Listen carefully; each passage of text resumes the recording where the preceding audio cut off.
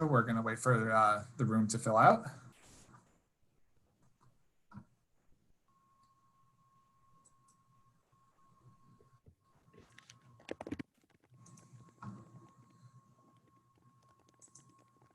Thanks so much if you're just joining us. We're going to get started in just a moment.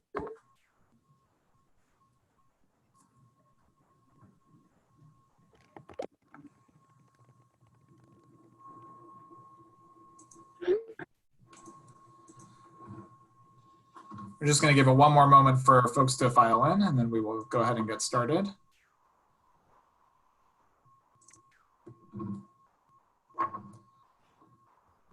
All right, it seems like we've hit a critical mass, so we're going to go ahead and get started.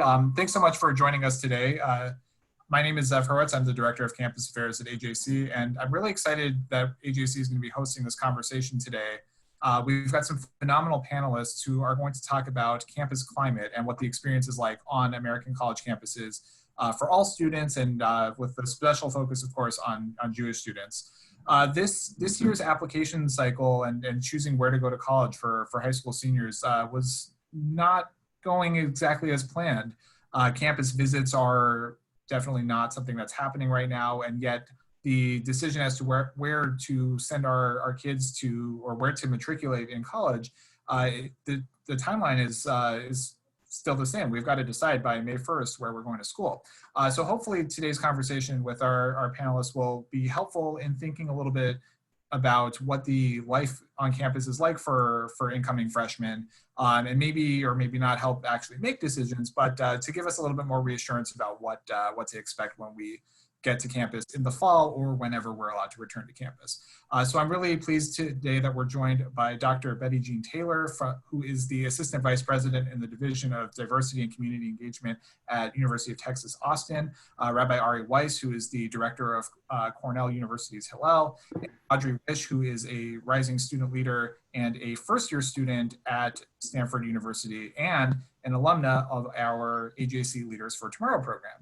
So now I'm going to turn it over to the moderator, Joanna Lieberman-Snare, who runs the AJC Leaders for Tomorrow program nationally. Joanna? Great. Thank you, Zev. Hello and welcome, everyone.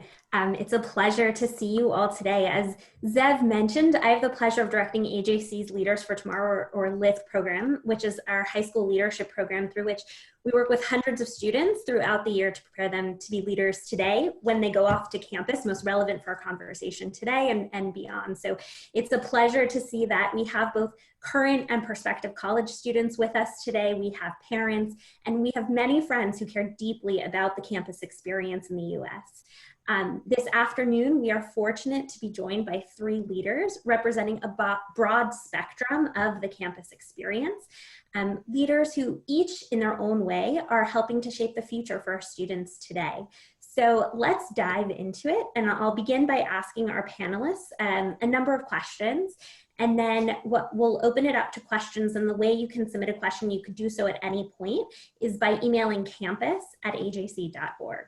So let's begin. To begin, let's get to know our panelists a little bit better. So I'm going to ask each of our panelists to briefly introduce yourself, describe your role on campus, and if you can, give us a general overview of what your campus is like. And we're fortunate today to have a number of different types of campuses with different characteristics represented. So don't have the luxury of all sitting on a dais together. What I'll do is I'll say, let's answer in this order. We'll go Jeanne, Ari, and then Audrey, and then we'll switch it up for future questions. So Jeanne, please take it away. Thank you. And thank you so much for having me as part of this conversation. I'm really excited to be part of it.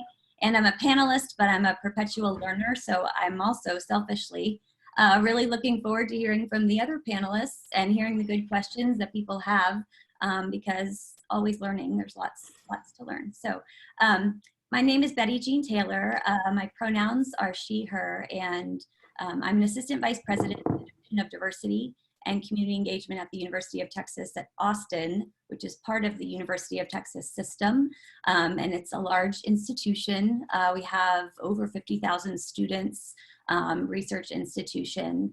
And my role is mostly around campus climate issues. So One of the responsibilities is leading our campus climate response team, which is our university's bias reporting response team. And so that's responding to reports that are submitted by students, staff, faculty, alumni, anyone, even people not affiliated with the university, and even anonymous reports. And the goal is to support folks who are submitting reports and having experiences of bias. And then our goal is also to, an ideal goal is for all of campus to be informed by what's happening. And we know that what gets reported is only a snapshot of what issues are really coming up. And as a microcosm, we very much reflect what's happening outside of our institution. So all of the issues that we see happening in our worlds still show up on campus. Just they manifest in different ways, and there are nuances, but somewhat consistent even across universities, even if we're in different places. So that's a little bit about what I do. I'm also on the faculty in the Department of Educational Leadership and Policy, where I teach graduate students who are going into the field of student affairs. Great. My name is Ari Weiss. I'm the Executive Director of Cornell Hillel. It's a real pleasure to be here and to be on this panel talking about campus climate. So Cornell is an interesting university. It's a hybrid of public and private. It has 7 colleges.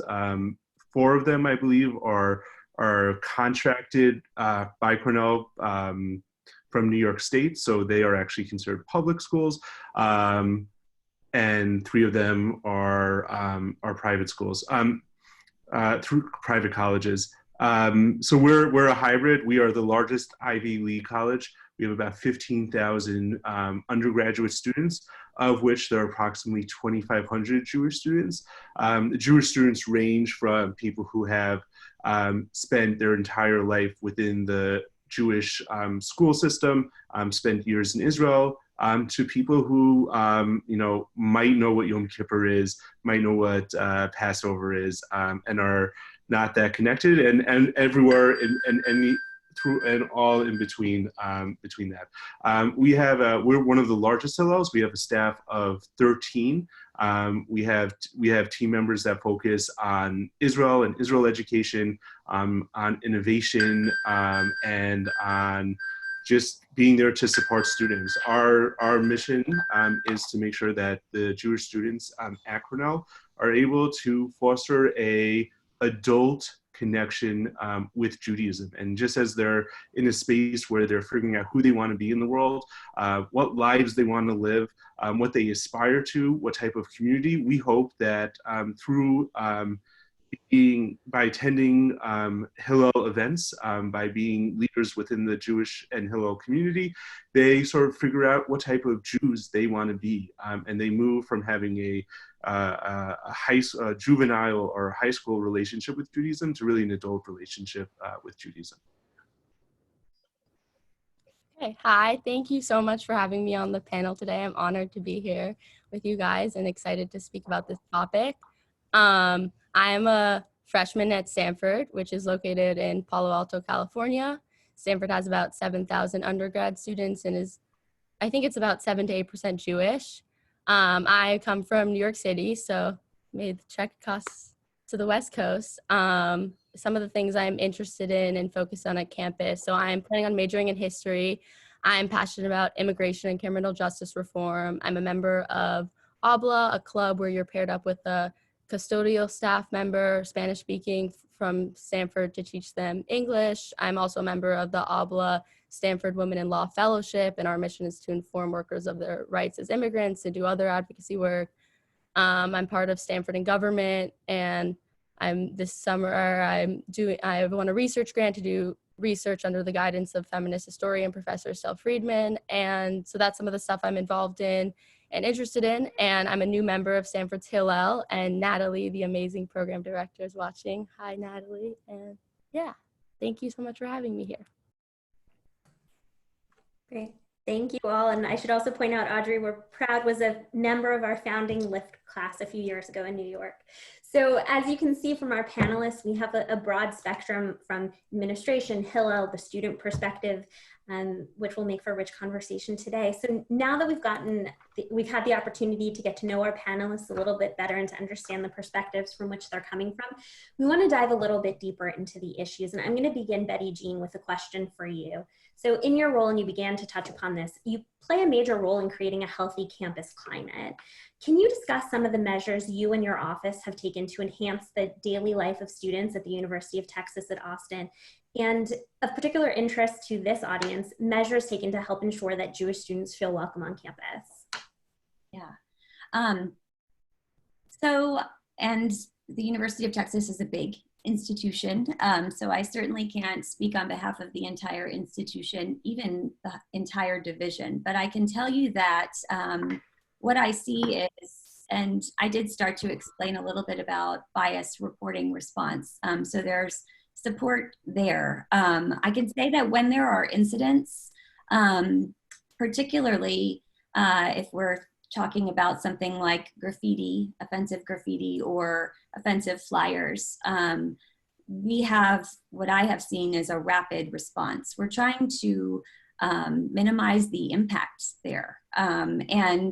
It's very interesting, a trend that we have seen in the last probably 5 years is these mass flyers, sometimes from white supremacist groups who are actively recruiting on college campuses.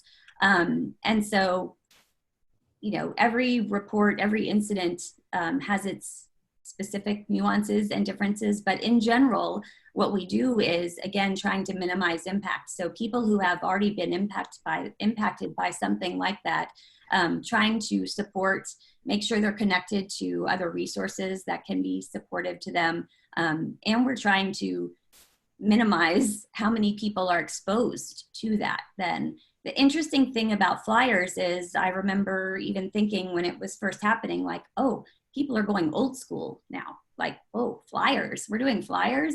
But the new school difference is that it just takes one photo. And once it's, you know, being captured and then distributed. So some of the ways that we try to, even from that point, minimize impact is, I always tell people, absolutely take the flyer down if you feel like you're in a safe space to do it, and also knowing there is some danger and risk involved even in that. But if they call the university office, then we'll make sure to get them down. But even when you're taking a picture and distributing it, and I'm, you know, it's fine if people want folks to know what's happening because that's reality. But I'm like, but could you just like crop out the websites? Or because what we don't want to do is help them with their advertising and their recruitment.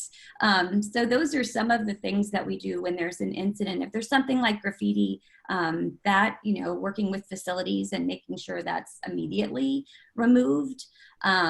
And whatever the space is, if it's a residence hall, working with housing and dining, who have their own whole system of support there.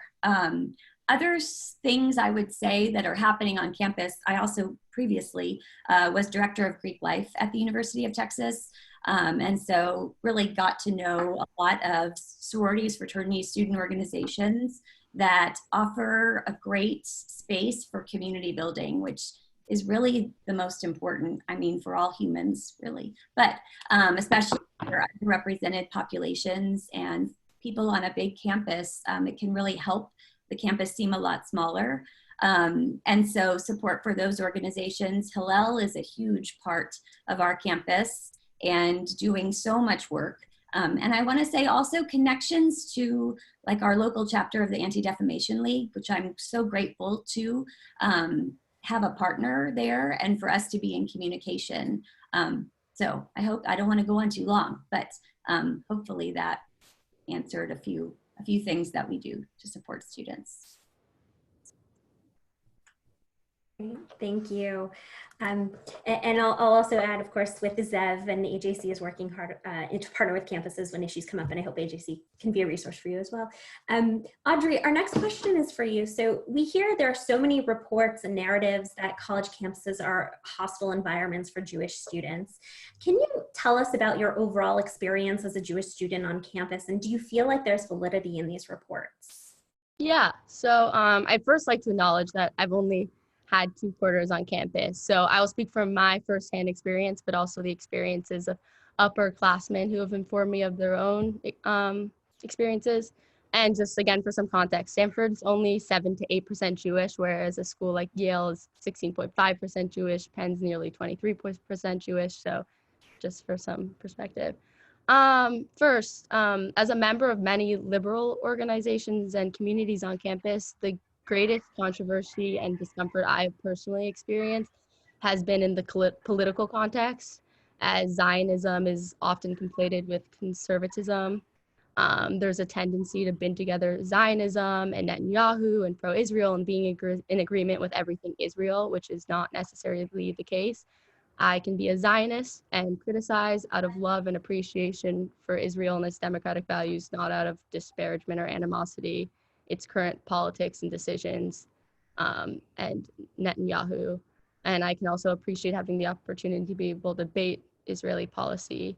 But personally, for me, that's the most controversy and discomfort I have experienced. And as a member of many progressive groups and a history major, I recognize how important intersectionality is to effective advocacy, but at times it can be detrimental, especially when it leads to exclusion, where for some circumstance, if you don't adhere to every item on a certain group's list per se, you can be excluded from it or ostracized by it somehow. Another facet of the Jewish experience as a student I would like to speak to is in the classroom. As is the case of most liberal institutions, most professors remain more anti-Israel than not.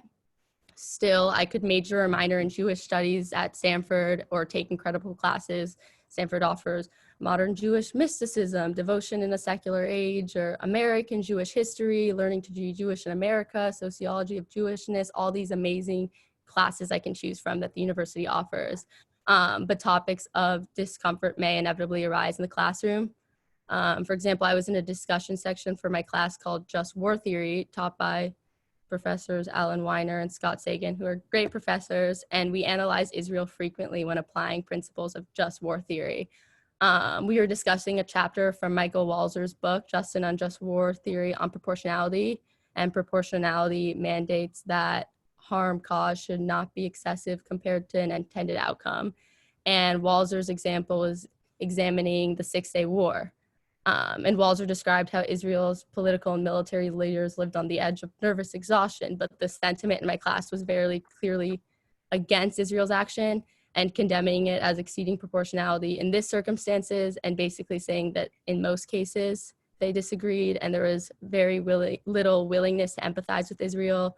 So there can be circumstances like that, but then for instance, I participate and I say my perspective and people are very willing to listen and understand the other side or begin to understand. And then in the same vein as that, I will want to talk about the diversity of experience and background I've encountered at college. I'm so grateful for Stanford's amazing student body.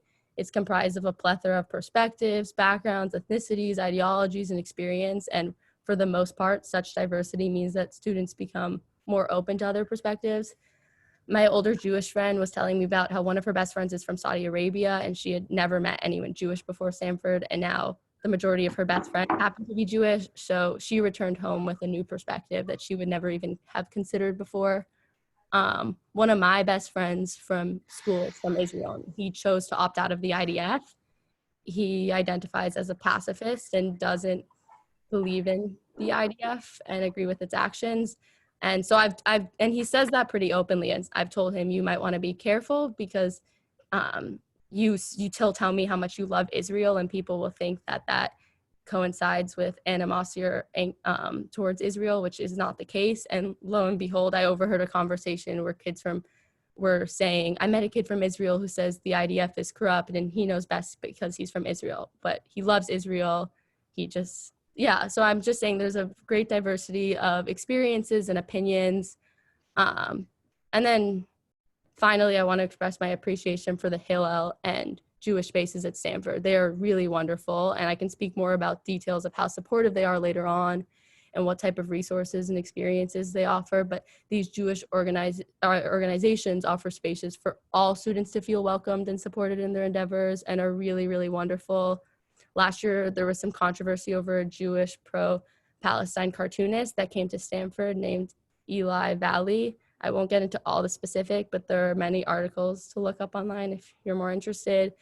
What I will say, though, is that the Hillel and Jewish groups provided immense support for students in this circumstance, and we're always there for them when they went on to speak out against this. And I don't know this from firsthand experience. I know this from talking to amazing involved upperclassmen who told me about it. And in other cases, President Levine and Provost Drell ensure that the administration is very supportive of all students in all groups and receptive to concerns from all groups as well. So that's what I would say.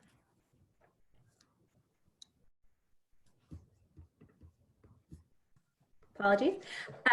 Thank you, Audrey. And Ari, our next question is for you. So you began to talk about providing a Jewish life experience for the broad spectrum that you have on campus who identify as Jewish students who want to engage, which certainly in a time Ithaca is no small feat. Can you tell us a little bit about how you ensure that the Jewish students at Cornell have the resources that they need? Great. So first, maybe I'll just mention what some of those resources are, because we have, as I mentioned, a very diverse Jewish population. So for some, that might be making sure that they could live a life connected to ritual. So we have a kosher dining hall. It's actually multicultural. All the food is halal friendly as well as kosher, which serves about 60,000 meals per year. And it actually ships food throughout to different kosher cafeterias. We have services. We have a progressive rabbi and an Orthodox rabbi, in addition to myself, who serves as the executive director. So if you want to live a committed Jewish life that's focused around ritual, we provide those resources. If you want to travel the world and go to Israel, we make sure that you're able to intern in Israel through our partners at Onward Israel, or go on Birthright, or go on other trips to Israel. But on a deeper level, we're in constant conversation with our students to actually hear what it is that they need, what's important to them. We have an executive committee board made up of our core student leaders who each have committees that they are in conversation with. We have interns. We're always trying to talk to our students to make sure that we are actually responsive and receptive to serve their needs as individuals. I know there's going to be a question in a bit about sort of the negative side of if there's anti-Israel or anti-Semitism. So I'll hold on that for a second, but I'll talk on sort of like the positive side. There was, in my first year, 3 years ago, there was a student who said that she really wanted to make sure that all the different Jewish groups on campus came together, and we had a massive Shabbat Friday night dinner. So we worked with the other Jewish groups. Hillel did that sort of the heavy lifting, but we also worked with students from all the different groups. And we had, the first year we did this, we had Shabbat 613. We erected tents on the quad in the middle of the arts, the College of Arts and Sciences. And we had 613 students and faculty. President Martha Pollack had just arrived on campus, and her husband joined us for Friday night dinner. And that was a way of the Jewish community just coming together. We followed up the next couple of years. Unfortunately, we're not able to do it this year because there aren't that many students around, and we all have to social distance. But that's just an example of a place where a student had an idea. We are able to serve, our team is able to work with that student to develop it. We're able to then create a committee of many other students who are then bringing their friends in, and we're able to come together as a Jewish community. And that's really where our work is centered, is coming together as a Jewish community and mentoring students. Our team is when students are on campus. We have coffee hours every day at different cafes around campus to meet with students, to be there for them, so that when, sometimes when crises happen, like the last month and a half, we could be there for them as well. One of my colleagues, one of the fellow rabbis on our team, shared with me that, a series of text messages she had with a student whose grandmother had just passed away, and who's from COVID-19, and whose grandfather had the disease as well, and how she was able to, and he was stuck here in Ithaca because he didn't want to go down to Long Island where he was from, and how our Rabbi Haley was able to just work with that student and think about how to grieve when you couldn't be at a funeral and he was away from the rest of his family. Thank you, Ari. And here I'll admit my own bias. I'm actually a Cornellian, fellow Cornellian, and was able to benefit from many of the resources that you just described, so thank you. Also, something else that you mentioned made me think of a coincidence amongst our panelists. So you mentioned President Martha Pollack of Cornell, and actually a nice coincidence here. President Pollack, the president of Stanford, and the president of the University of Texas system have all traveled with AJC's Project Interchange to Israel. So we have a nice bond and commonality there as well. Before I continue with a few more questions for our panelists, I just want to make a plug that you can all submit your questions at campus@ajc.org, and we'll take those questions in a few minutes. Again, that's campus@ajc.org. So Betty Jean, our next question is for you. And here Ari alluded to looking at somewhat the negative side of things, or more of the challenges that our students face.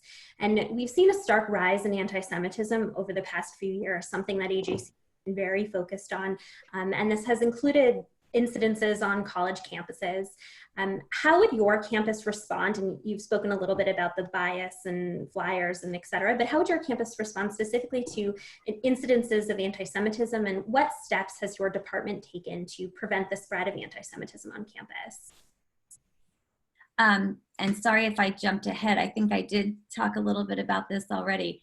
And I think I just noticed another bias potential. I'm from New York, also Queens, and I grew up in Long Island, so we might have a New York connection here as well. But so when we have had incidents, I kind of already talked about the, priority is support for folks who have been exposed to this and are impacted by it, and then minimizing the amount of people that will be exposed to it. So trying to remove it, and making sure students are connected to support services. And that can look different for a lot of different people, but obviously, something that a standard resource that we talk about is our Counseling and Mental Health Center, which is really tremendous. And also has, based upon incidents that we see happening, has really responded in a specific way to specific communities.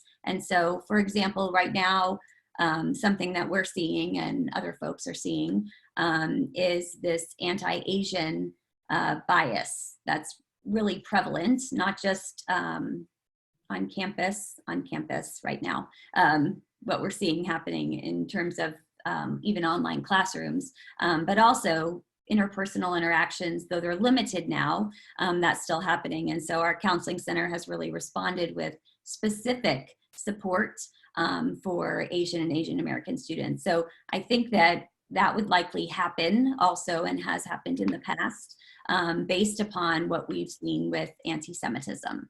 Again, I want to mention the Anti-Defamation League, who were really in good communication. So when there are incidents, they might even know about incidents before it makes its way to campus.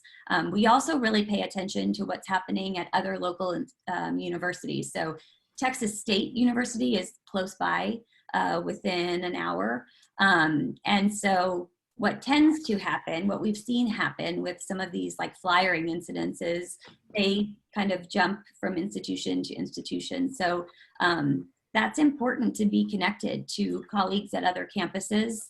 And, fortunately, I'm connected to other hate and bias response team folks. And so, because really, though geographically different, and there definitely are differences, nuances based upon where institutions are located, we do tend to see the same kind of things.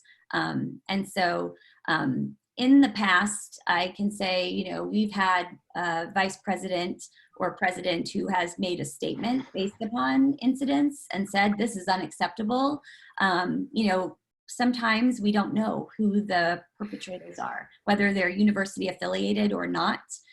We have seen a rise in public folks coming on campus who are not associated with the institution. And so that's, in terms of holding people accountable, that's more challenging in some ways.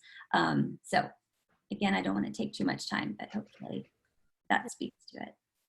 Thank you. And Ari, so looking to you from the Hillel perspective, how does Hillel respond when there are instances of anti-Semitism and anti-Israel rhetoric on campus? And what is your approach to dealing with it? And also, how do you involve your students in the response to it?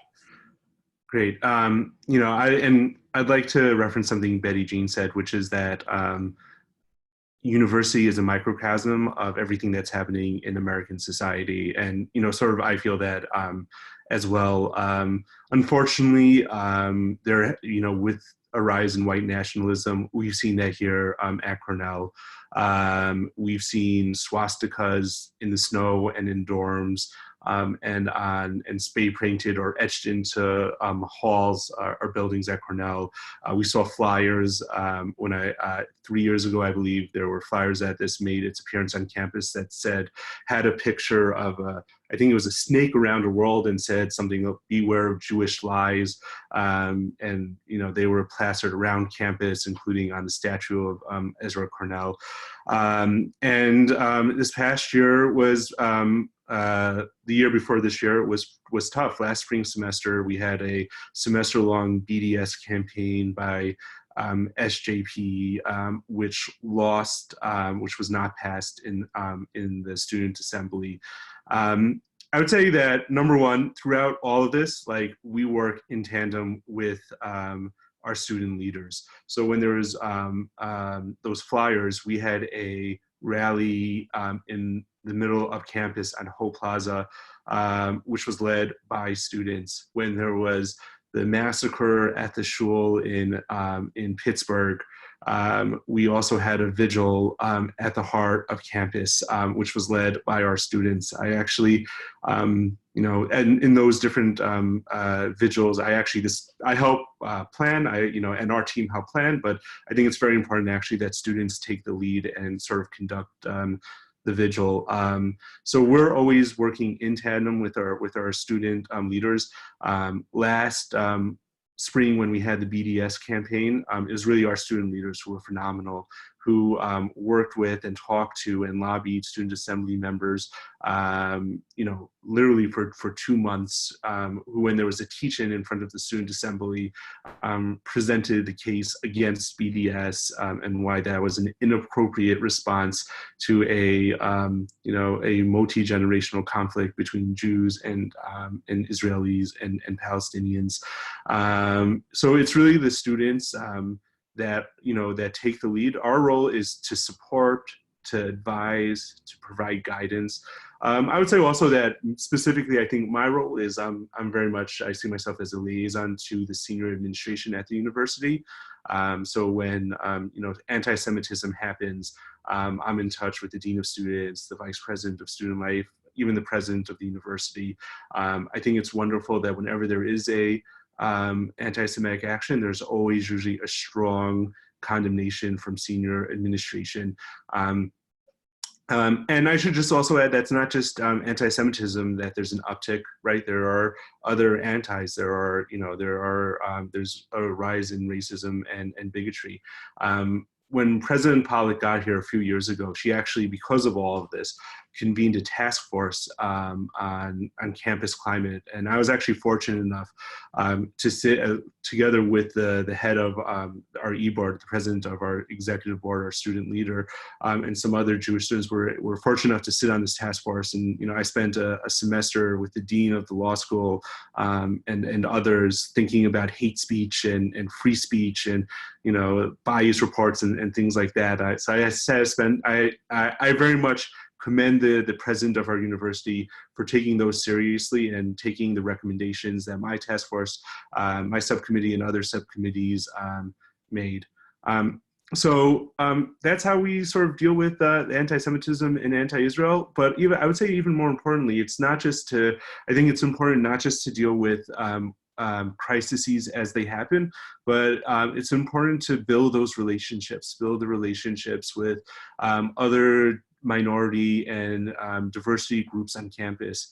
Like many other campuses, we take leaders from all those different groups to Israel to learn about the conflict, to show that it's multidimensional. So we'll be in Jerusalem, and then we'll be in Ramallah, and then we'll be in Tel Aviv, and then we'll be in Bethlehem in a refugee camp. And we're there with Jewish student leaders, some who have served in the IDF, and we're there with student leaders from other groups as well. And I think it's really important to build those relationships, to really think about allyship, because we want folks to be allies to the Jewish community. We want to make sure that we're allies to other communities as well. So we've tried to change. To really position ourselves, not to think about when there's an anti-Semitic or anti-Israel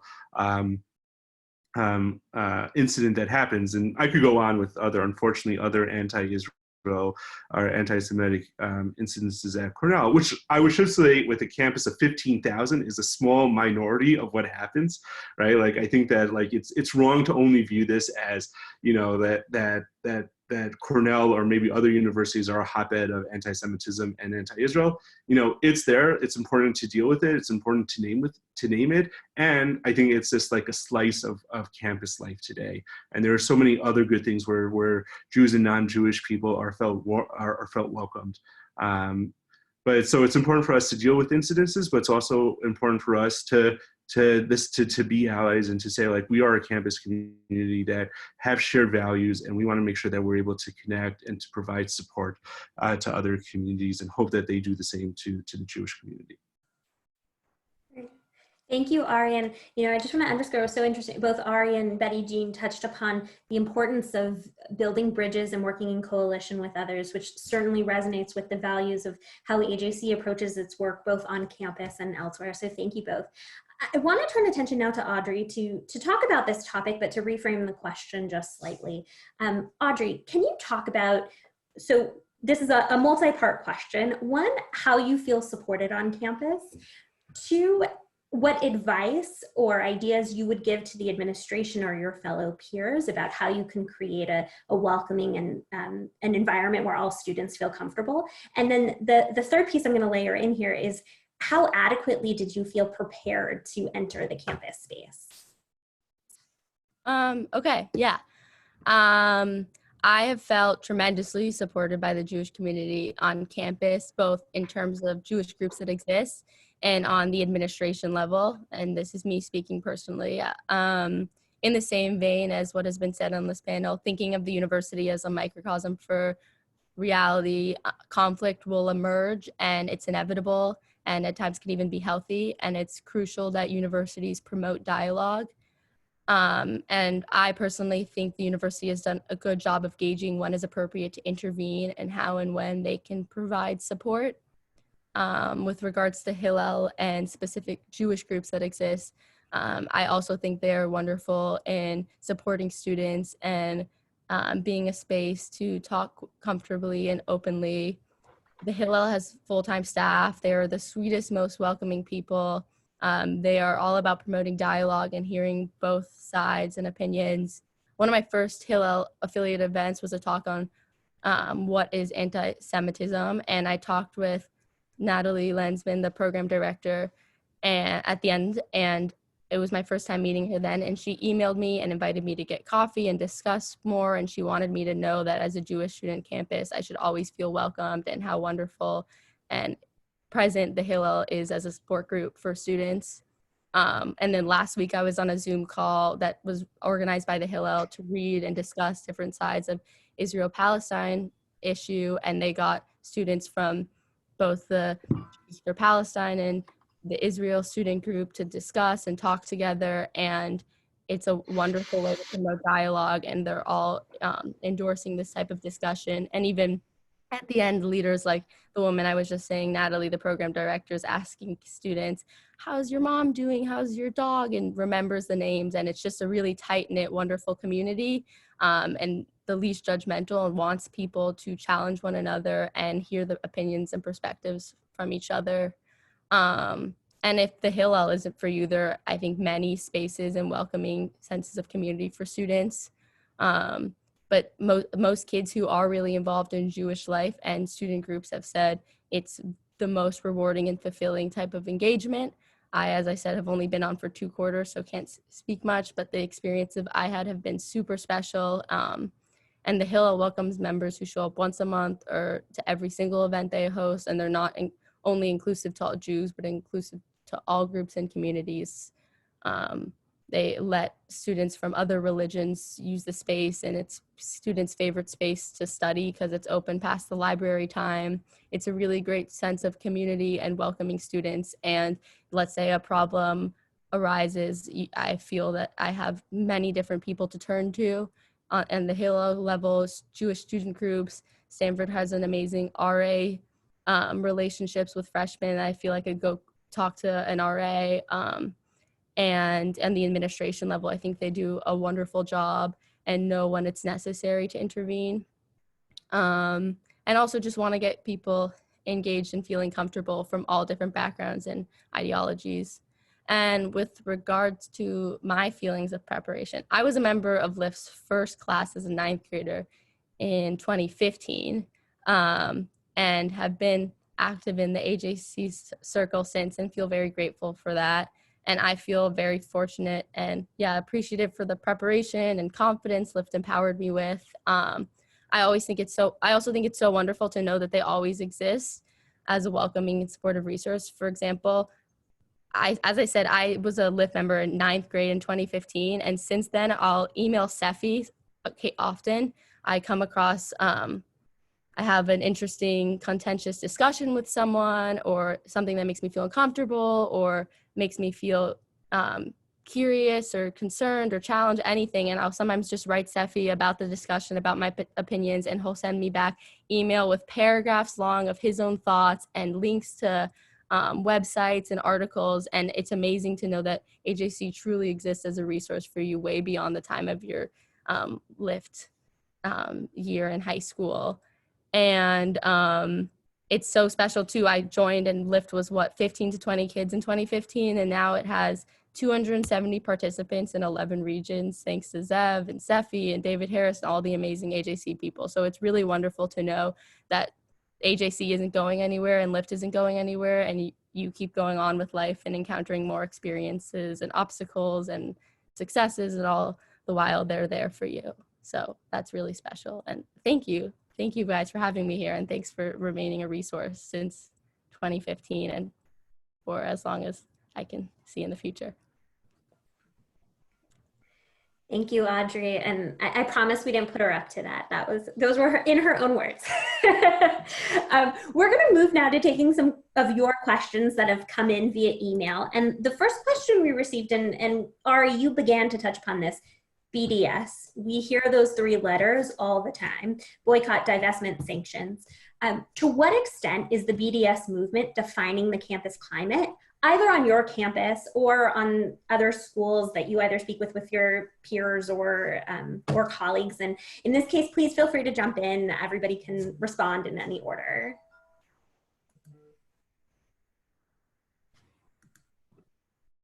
Oh, Ari, I think if you're speaking, you're muted.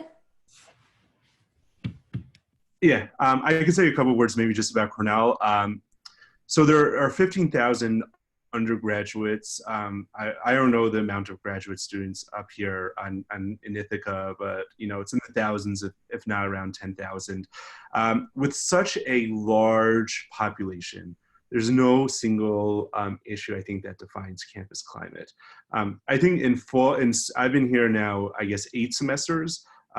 In one semester of those 8, right, where BDS was in the Student Assembly, it sort of defined politically active students for 2 months, right? So like, it was in the newspaper, it was the topic of the Student Assembly by design, right? Because, there was a campaign, they wanted to elongate it as long as possible to continue to tarnish Israel. But so it defined a small subset, or not small, a subset of Cornell for 2 months out of 8 years. Out of 8 semesters, 4 years that I've been here.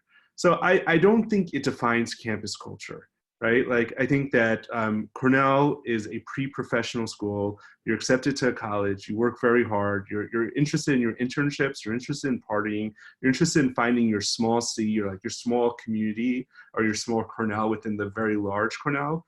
For some that's fraternity sororities, for some that's Hillel, for some that's, sports, athletic teams, there are hundreds, if not thousands, of student clubs at Cornell. So I think it's there. I think there are times it flares up.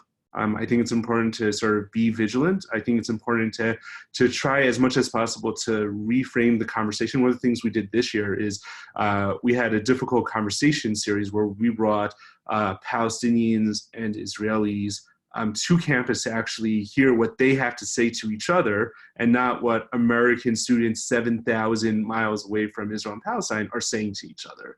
So that's how we tried to reframe the conversation this past year. We brought Yossi Klein-Halevi and Mahmoud Darwasha to talk.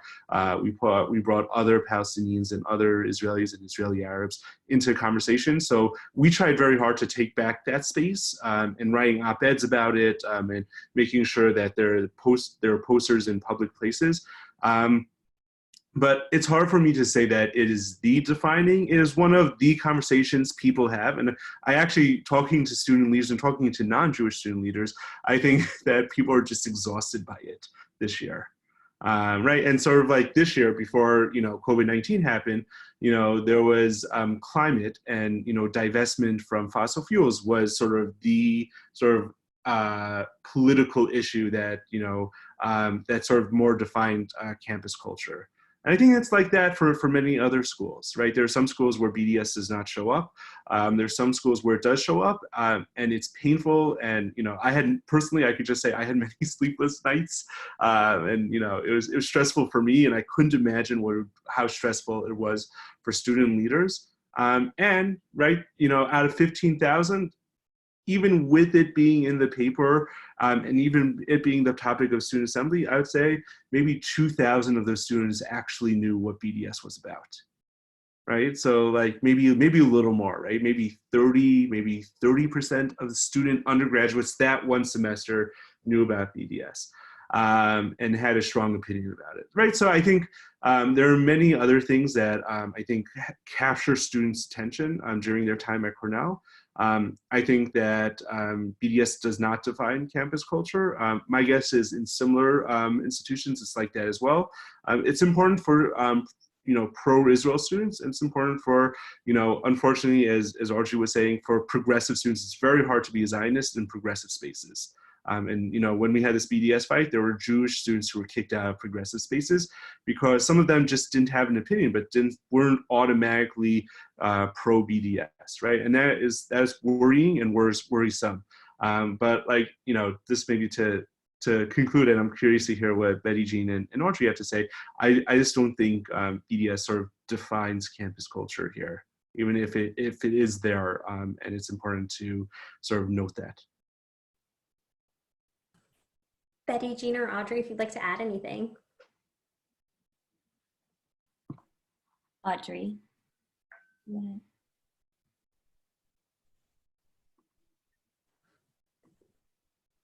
Audrey, you're muted if there is something you'd like to say. Oh, sorry, I was muted. BDS in particular is not a problem or quite relevant, at least this year at Stanford. I know years ago it was. Again, I will speak to what is most relevant is demanding intersectionality amongst the things you support and are involved in. And something that I think I am still working on myself as I'm still learning and still studying and have only just begun on my academic journey, figuring out how to work through the obstacles and webs and confusion of being liberal and Zionist, and as I've said, not necessarily agreeing with, and this is my personal opinion, everyone's entitled to their own, not necessarily agreeing with Netanyahu's politics or policies, and learning how to be a thoughtful, constructive critic and still express and show love for Zionism and balance the two, especially when you are in groups that kind of demand one or the other. It's really important to be able to thoughtfully articulate how you don't have to make a choice between the two. So if anything is very relevant on campus, I would say it's the identity politics of that more so than anything else. And I'll layer in another question, and Audrey and Ari, you've touched upon this, but we also got a question via email about polarization, and Betty Jean, maybe if you'd like to weigh in here as well, about what actions or activities or initiatives are you putting forth to bring diverse perspectives together, especially at a time where it feels like the campus climate, and I'll venture to say even more broadly, it just feels so polarized. Yeah, and I'll just say on the last point, Ari, everything you said, I was like nodding my head. It really resonates. I think that that's similar. Probably about 5 years ago, we saw a surge, and then certainly doesn't define our campus. So it's very familiar what you were saying. I think that I'll say this. I mean, in my opinion, the most significant initiatives that have brought positive change to our campus are student run, are designed by students, and the burden shouldn't be there. But when I think about major changes that have come, it really has been student driven. And so that's something I think Ari was saying earlier, listen to students. It's like, that seems so obvious, but yet it doesn't always happen, and when we really do listen to students, amazing things happen. But so we also listen to what student needs are, and so part of that is, I think that even thinking about the reports that come in about bias incidents, ideally everyone across campus would use that to inform their work. So I'll give you an example. Probably about 5 years ago, longer, we started to see this surge in bias incident reports of things that were happening in the classroom. And that could be comments that were made among peers or from faculty, or something happening and faculty not intervening or not saying, that's not okay, or something like that. And so what we did was create an inclusive classroom seminar. And so this is kind of to your point about, then we are bringing, and actually we've done it now for 5 years, and hundreds, 400 probably, TAs, teaching assistants, to get together across disciplines, which is really helpful, and talk about how we can open up a space, open up room for students, all perspectives to be represented, and just how to be more inclusive in those spaces. So I think that that's important. And a lot of times people feel, even faculty, nobody knows everything about everything. No one. But sometimes, maybe a faculty member in chemistry doesn't feel like, oh, we should be talking about this big issue that's happening, on campus. And it's like, you don't have to know everything about the issue, but you are responsible for the space. And so how can you say, even acknowledging to students, hey, there's a lot of stuff happening, because students are coming in with that, and so just to act like we're just going to stick to the syllabus and pretend nothing's happening is actually not helpful. So I think that initiatives like that, like the Inclusive Classroom Seminar, is a way to not only bring different perspectives together, but also get to the people who are responsible for those spaces.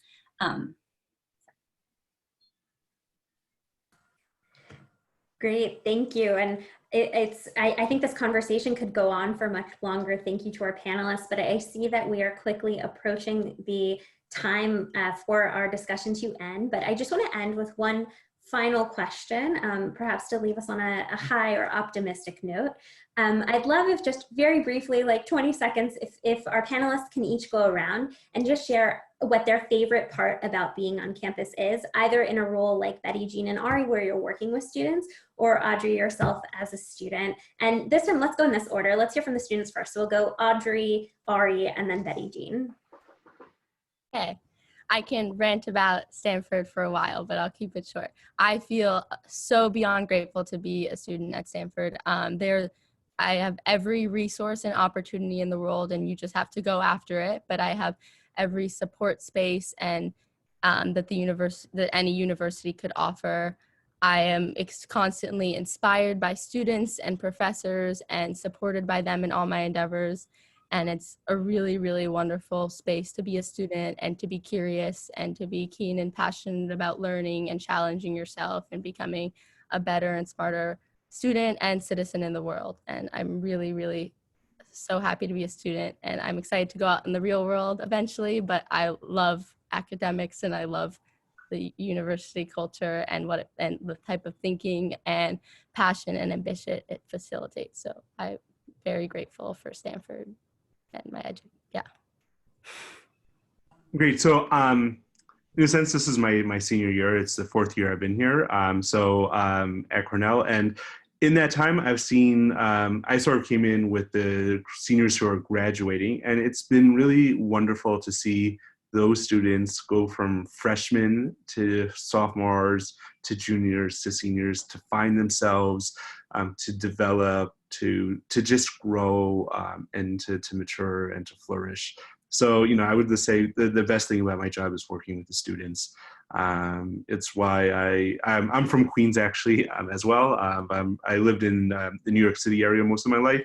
And it's why I dragged my young family up to the middle of the Finger Lakes. So even though it is gorgeous and it's wonderful up here, it's a little isolating. But I was able to do that because I feel extraordinarily fortunate to be working with really outstanding, amazing future Jewish leaders.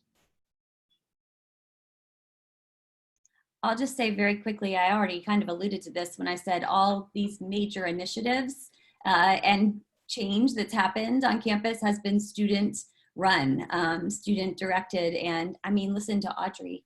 She's remarkable. Not that all students are like Audrey though, but they're remarkable. They're creative, they're innovative, they're brave. They will push the envelope and in the best ways that, administrators kind of get stuck. And so it's really a privilege. And obviously I've dedicated my entire career to student affairs, to working with students. And that's not telling students what to do. That's like giving them what they need to make happen whatever they want to make happen. And so some of that is providing context and history, but also not to discourage. So yeah, it's really an honor to do it. Great, thank you. What an inspiring note to end on. So thank you to our panelists. I also just want to mention our applications are now open for the 2020-2021 Leaders for Tomorrow. That's our high school leadership program. So for those who are either parents or prospective students themselves, if they want to dive a little bit more deeply into these issues with AJC, you can visit ajc.org/lift to find out some more information. And now I'm going to hand it over to my colleague Zev to close the session. And thanks so much, Joanna, and thank you, Dr. Taylor, Rabbi Weiss, Audrey. This was a phenomenal conversation, and I work in campus affairs at AJC, and I just continue to be amazed with all of the different pieces and all of the moving pieces that are happening on campuses across the country that are new to me and just so deeply fascinating. So thank you very much for your candor and for joining us today. The Campus Crash Course series with AJC is an ongoing series. Next Monday, we will be having a town hall conversation with the national leadership of both college Democrats and college Republicans, talking about political issues through a campus lens that are of interest to Jewish students, non-Jewish students, college students in general. So please join us Monday, 4 p.m. Eastern Time for a town hall with the president of College Democrats of America and the national chairman for College Republicans nationally. Sign-up information is available at ajc.org/advocacy anywhere, and we hope to see you there. Thanks so much for tuning in. Take care, everyone.